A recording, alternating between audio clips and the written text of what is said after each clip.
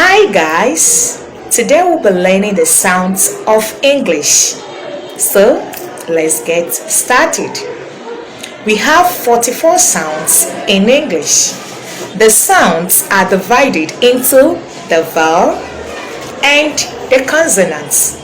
We have 20 vowel sounds and 24 consonants. Now the vowel sounds are divided into two. They are the diphthongs and the monophthongs. The monophthongs are 12 and the diphthongs are 8. The consonant sounds, on the other hand, are 24. They can be grouped into the voiced consonant sounds and the voiceless consonant sounds.